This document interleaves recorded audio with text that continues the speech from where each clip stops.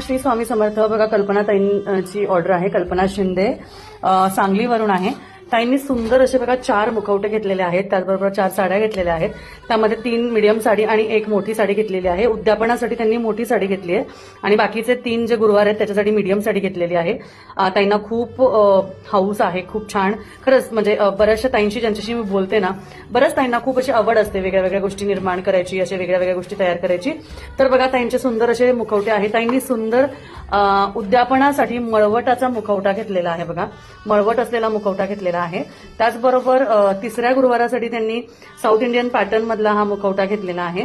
त्याचबरोबर त्यांनी एका गुरुवारासाठी हा गोल्डन फेस घेतला आहे. ताईंचे सगळे मुखवटे डिफरंट आहे बरं का, सगळे मुखवटे डिफरंट आहे.